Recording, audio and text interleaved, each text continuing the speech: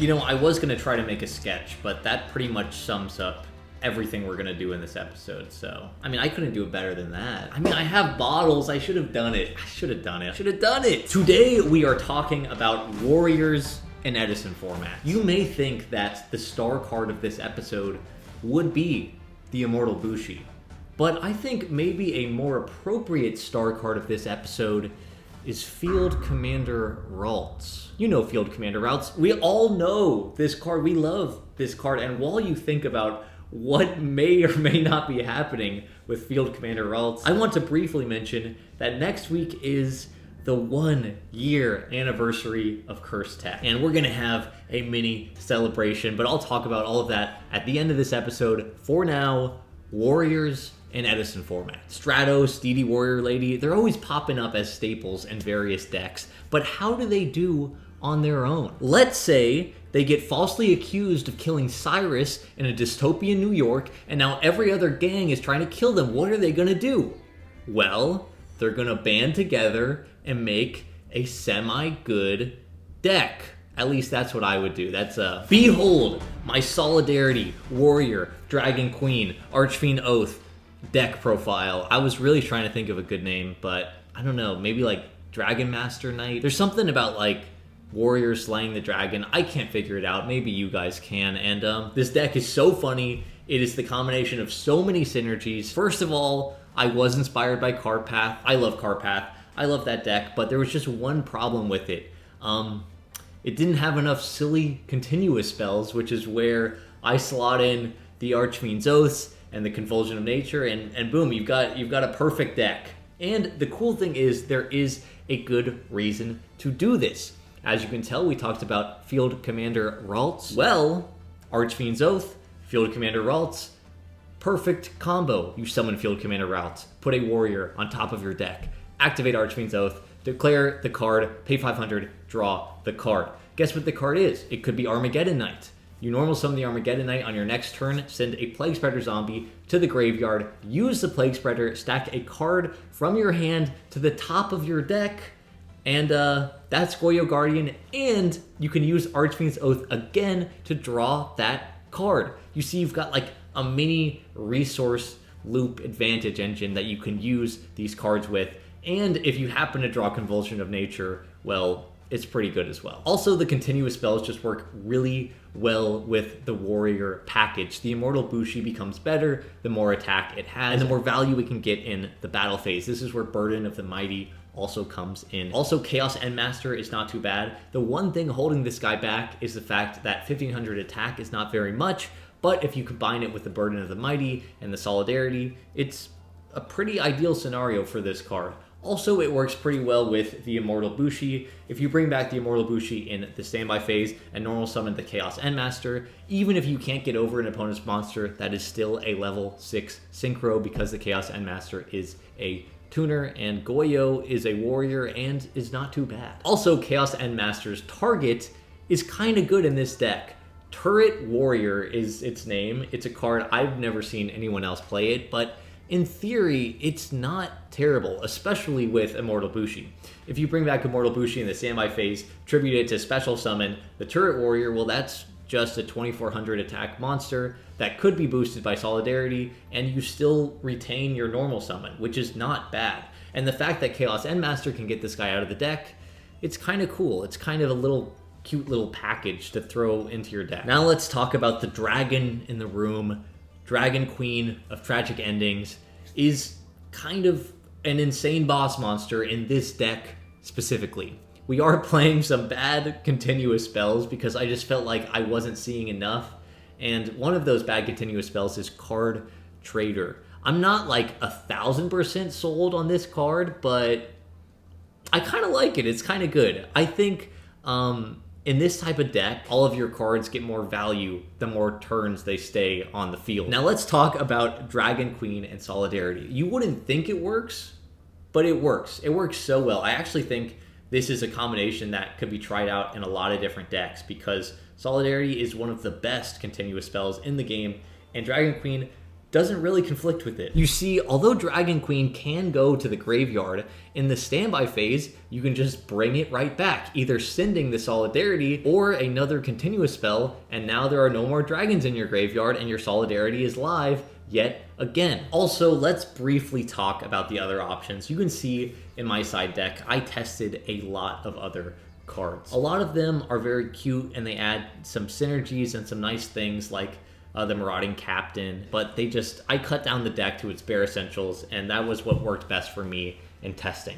There is this one card I'm really beat up about, and it's the Koikimeru War Arms. If the warriors it attached to itself counted as continuous spells, oh my god, this deck would be so cool. Like, you could get this guy beefier and beefier, and then summon the Dragon Queen, and just all this cool synergy, but unfortunately, they count as equip spells, not continuous spells, so it doesn't work with Dragon Queen. But in a different world, what a funny route. That would be such a cool deck. And War Arms, someone's got to make that guy work. He's so silly. Also, I really tried Reinforced Truth a lot, and it's decent, but it just conflicts so heavily with the Immortal Bushi. Also, Armageddon Knight sending Cross Porter, adding Grand Mole is pretty good, but I just cut down the deck to its bare essentials, and it really hurt to cut the Future Fusion with the 2 heroes, but it's like, what, Stratos adding the 1 card and then you draw the dead Future Fusion. This is my warrior deck. Let's see if we can get these warriors back to Staten Island. I don't know what's gonna happen. Let's get into the duels. Here we are with the Immortal Bushi deck, and we are going first. We win the dice roll. Let's see this opening hand. Not great. I mean, 2 dragons with only 1 continuous spell is not really where you want to be, but we can't get an Armageddon Knight to send the Immortal Bushi to the graveyard, set a back row, and pass our turn. My opponent's just going to set 4 cards and pass back to us, and we draw another continuous spell, but is one that we can't really take advantage of, the Archfiend's Oath. I guess that is fine. We're just going to go to the battle phase and attack for 1400 and then pass our turn. My opponent sets a 5th back row and passes back to us. We're going to go into the battle phase yet again, and they will Karma Cut our Armageddon Knight, discarding the Zeta Reticulant, and then they can make a token. I think this is how this works because it discards for cost, but that makes sense to me. And then we are just going to pass our turn. My opponent switches the token to attack and attacks us for 500. Let's go. And there we go, the 3rd continuous spell. We have assembled all the pieces. We can also get this Immortal Bushi, and then we can normal summon this Chaos Endmaster. They will chain the Bottomless Trap Hole, and then they will get another token. We're then going to use Card Trader, Archfiend's Oath, and this Burden of the Mighty. We special summon this Dragon Queen. We go into the battle phase and try to attack their monster, and they will Book of Moon our Dragon Queen. We're then going to attack over the token with the Immortal Bushi, and then we are going to use this Archfiend's Oath, and we call it right. We just do that every time. Just simply do that every single time. It's not a big deal. They're going to summon this Caius. They banish our queen, which is a dark, so it will take 1000 damage. And then I think I make them get the token, actually. Yeah, they get the token. Don't worry. Game state maintained. They go into the battle phase, and this Burden of the Mighty is making their Caius only 1800 attack, so I do not use the Mirror Force. I will just take that damage. That is fine with me. And then they pass their turn. We draw another Burden of the Mighty. We're going to summon the Immortal Bushi, use the Card Trader in order to get this Solidarity to our hand. See, Card Trader's like not that bad. It's just simply not terrible. We're going to use this Plague Spreader, stacking the Solidarity, and they take this moment to Torrential. That is not great, but unfortunately, our Plague Spreader gets banished, and this gets them a token. That is so bad for us, because we could have dropped this Dragon Queen and attacked directly. Anyway, we're going to special summon this Dragon Queen, and then we're going to use this Brain Control on the token, but they do have the Solemn. We're then going to use this Archfiend's Oath, because we did stack our deck with the Solidarity, and we know it is there. We're then going to go into the battle phase, attack over this token, and pass our turn. My opponent sets a monster. We're going to use this Card Trader, and we get a Bottomless Trap Hole. We're then going to just attack the Treeborn Frog, set the Bottomless, and pass our turn. That's the bad thing about Bushi, is you have to control no monsters in order to get its effect. They're going to summon this guy, the Doom Lord, which is so funny in the Zeta deck, and then they are just going to pass their turn. We get back the Immortal Bushi, and then we are going to normal summon this Field Commander Ralts. We can put the Chaos Endmaster on top of our deck, and then draw the Chaos Endmaster with the Archfiend's Oath. Quite a cool combo. I like it a lot. We go into the battle phase, we can clear their guy, we can clear the token with the immortal bushi, and then we can just pass our turn. And then they do have Dark Armed Dragon, which is not great, but we do have the Bottomless Trap Hole, which is pretty good.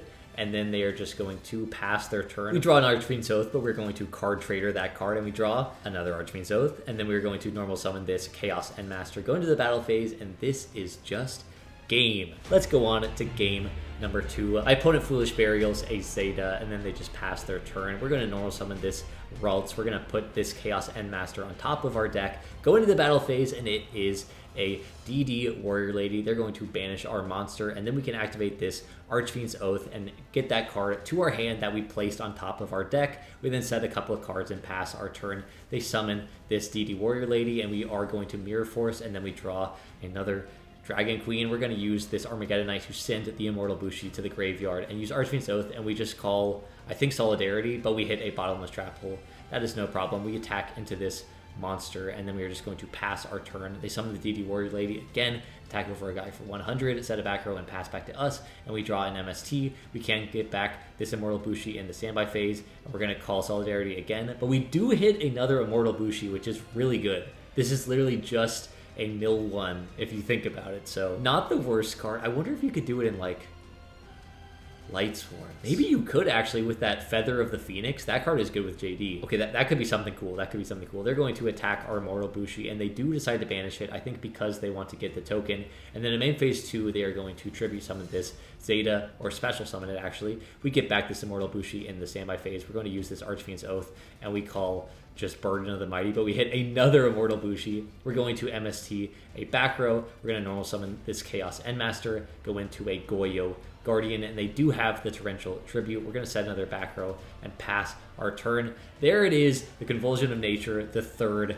continuous spell. We're going to use Solidarity and Convulsion of Nature to flip our deck upside down, and then we can draw this card trader because why not? We then special summon both dragons, go into the battle phase, and unfortunately they do have the Gores. That is not ideal. We draw a card, they discard a card, and things are looking decent, but not like great. I mean, we have so many cards, and then the dad comes down. Can't do anything. Oh yeah, they Armageddon Knight, send a Zeta, and then they summon dad. They're then going to use dad to banish all of our cards, and then they go into the battle phase. They clear this dragon, they clear the other dragon, and then in main phase 2, they decide to pop our Archfiend's Oath, and then we draw this Turret Warrior. For turn, we're going to use the Dragon Queen, sending the Convulsion of Nature, and then the second Dragon Queen. Unfortunately, I look up the ruling, and they have to control a card for us to draw off of the Dragon Queen. I don't know, we just switch these guys to defense. They attack into our Dragon Queen, attack into this Dragon Queen, and then in the standby phase, we can use the card trader to send this Turret Warrior, and we draw a Burden of the Mighty. We can use the Dragon Queen also in the standby phase to summon itself back after using the card trader. That's kind of a funny interaction. We get Armageddon Knight, we send a Plague Spreader Zombie, we stack for the Plague Spreader, we make a Goyo Guardian, and then my opponent just admits defeat. I don't think they were like out of it because this was a Raiko. We do clear the dad, and we're in a pretty good position, but they could just like pop this, attack this. I don't think they were out of it. I have such a love-hate relationship with this deck. Like, the cards in it are so unique, the synergies are so fun, and it is so powerful. But the problem is, so many of the cards need another card to function. Archfiend's Oath, you need to draw the routes, or Armageddon Knight, or the Convulsion of Nature. Chaos Endmaster, you normally need an attack manipulator. The Dragon Queen, you need 3 continuous spells. It's like, there's so many things the deck can do, but you have to get a little bit lucky to draw those things in the right time. The deck really is like a beautiful puzzle, but sometimes all the pieces in your hand don't quite fit together in the right way. I really, really want to put this deck in powerful cardboard, but in testing, I just lost too many games, and so it is going to go in the fun and cheesy tier. And ironically, that's probably where it belongs. I mean, sure, we can make this deck more and more competitive, but at the end of the day, you are playing Convulsion of Nature. This is a silly, strange deck that honestly is fun and cheesy. I had so much fun playing it. I'm definitely going to explore it more in the future, but maybe it doesn't have to be like the most competitive deck. The thing is, it's still decently good, it's still very fun, and I highly encourage anyone that really likes warriors slaying dragons, or maybe teaming up with a dragon, check it out. Have some fun, mess around with it. There are so many things to test. There's a lot of warrior cards. There are a lot of warrior cards. But wait, we are not done yet. Remember what I said, 1 year anniversary of Cursed Tech. So I want to do like a little retrospective, and I need your guys' help.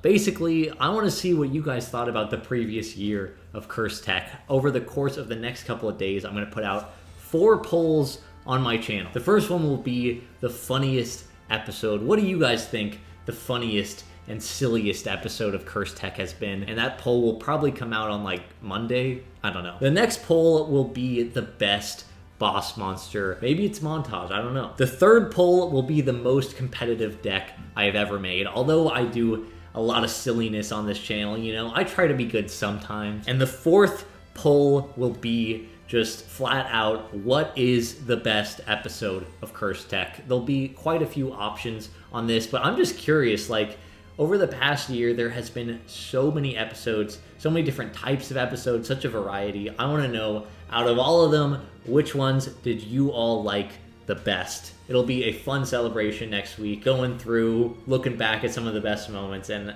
please join me if you guys want to take a look at that, and I will see you in the next one. 1 year of Cursed Tech. Wild. Have a good one.